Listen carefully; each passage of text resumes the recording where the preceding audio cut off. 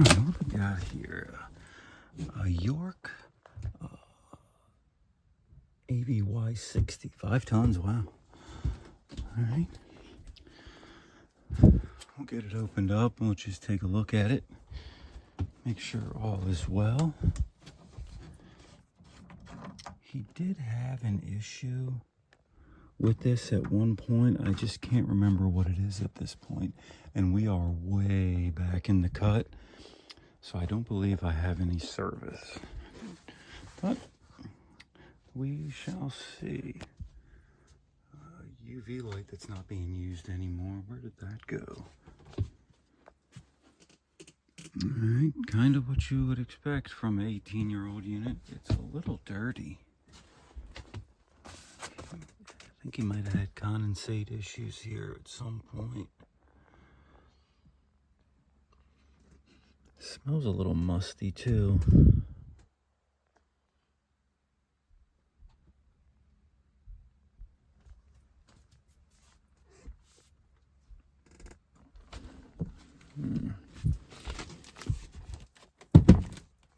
Don't exactly see a good way to get to the A coil unless I can open this tape up, take a look in here. That's probably what I'm gonna have to do.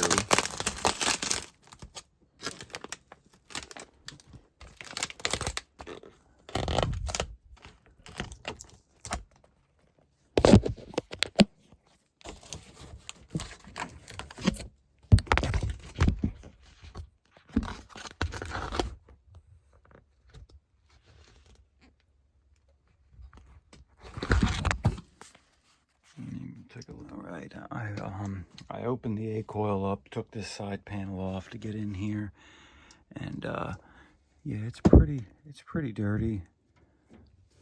So, see what we can do about getting that cleaned up. All right, I'm gonna start it off with the Viper coil cleaner in the aerosol can, and then I'm gonna follow it up with some other cleaner that is Dissolve mini split cleaner mixed with the Evap Power by New Calgon. So we're going pretty aggressive on this because it's not clumped up. Most of that dirt is like stuck to the fins. So I'm gonna start it off with this guy here though. Try to get that good and built up on there.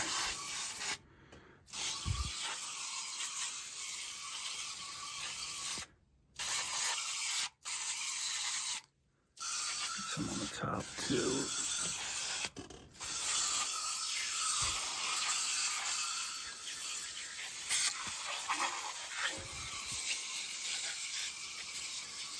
Let this try to break it up.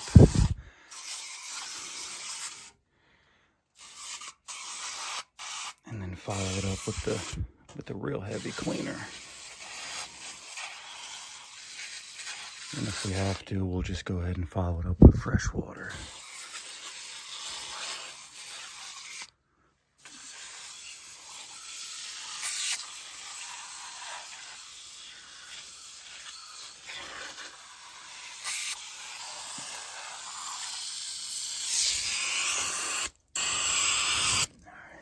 This can's just about spent, which I got quite a few uses out of that. Let me get the brush, try to work some of that foam in. All right, I already sprayed the other cleaner on there too.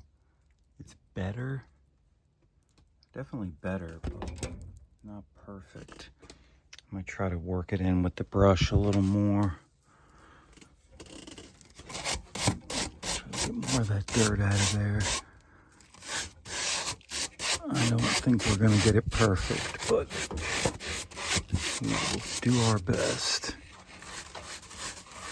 Alright guys, well, it's certainly not perfect, but it's a lot better than what we started. This is actually the infamous blue coil from York.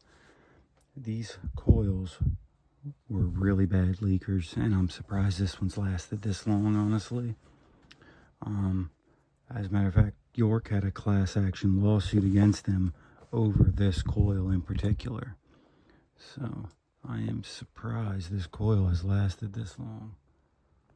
Can't really tell from the video, but that is blue. The infamous York blue coil. So, well, we got her cleaned up anyway.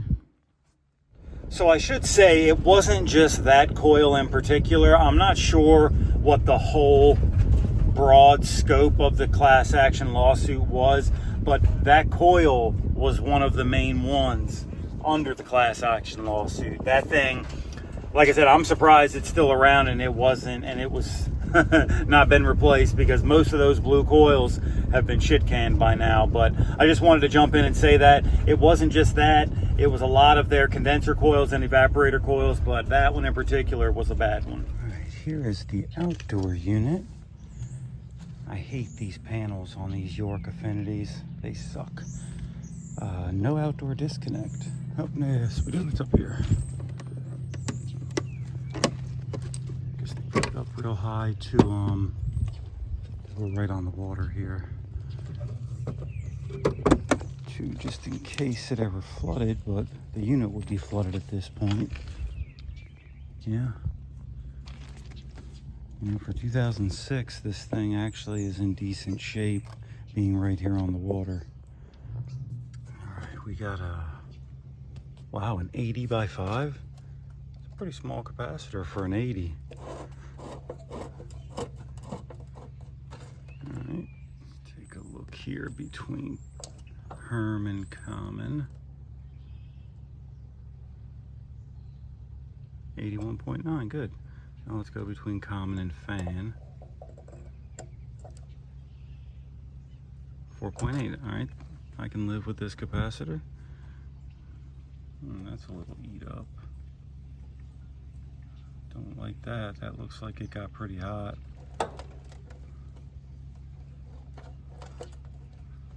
We'll go ahead and replace that. Put a new connector on there. Check for any other burnt wires. Capacitors, or this contactor's a little corroded. We'll open up that cover to inspect it.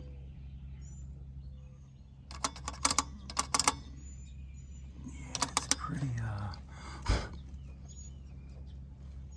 it's pretty corroded.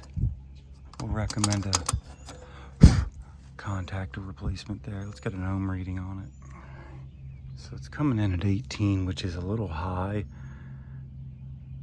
Not too high, but for a 1.5 pole contactor, it's usually around 12 or 13. So definitely recommend a contactor replacement here. Yeah, she's got a wicked buzz to her too.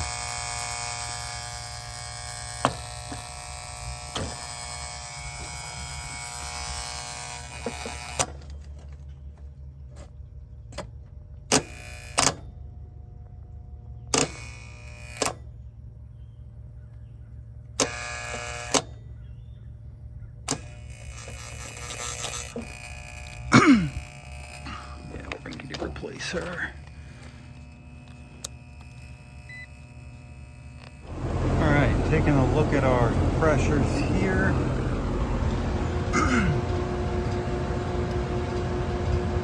So it looks like we might be a skosh undercharged. Got just about almost 2 degrees of subcooling. This is my outdoor temperature here, the 63 degrees. Nothing too alarming where we're pretty cool. It's about 70 degrees inside, 28 degrees of super heat. So yeah, I mean, we might be a skosh undercharged. Might take a pound or so. I'm not sure I'm gonna recommend anything here. We'll let it run a few more minutes, see if it stabilizes. But yeah, I would say this is probably a skosh under. Might take a pound or two. So we might add that to the repair quote for a pound or two of 410A. We've been running for about 10 minutes now, and we've got up to almost 4 degrees of subcooling. I still think we're at least a pound below. So we'll add 1 pound of refrigerant to this repair quote. All right, guys, so we're going to end up going back to do that repair. Wife's got to talk to the husband before she makes any approvals. So, and that's fine. That's fine. I'm not there to push anybody to get stuff done. It'll just cost them a little extra next time because then I have to charge them for my travel time. But is what it is. I'm not going to hold a gun to anybody's head to make repairs. At the end of the day, it's their decision. It's their equipment. It's their home.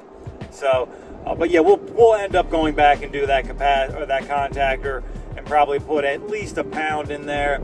We have a TXV in that system, so even if you don't know what the manufacturer calls for, if you get her to 10 degrees of subcoolant, chances are you're going to be right with anything with a TXV. So, all right, guys. Don't forget to like and subscribe on this. I'm not posting as much because I've been pretty busy and. But I have some products coming in. I think Elitech's going to be sending me a scale, a automatic charging scale, that is. You punch in how much refrigerant you want to put in, and it'll charge it for you. So I can't wait to see that. They're sending me that, and I should have, I think, an automatic PVC cutter or something coming in. The guy wanted to send me. So yeah, look forward to those tools. I might even give a couple of them away. I'm not sure what I'm going to do. So don't forget to like and subscribe, comment below, and I'll catch you guys on the next one.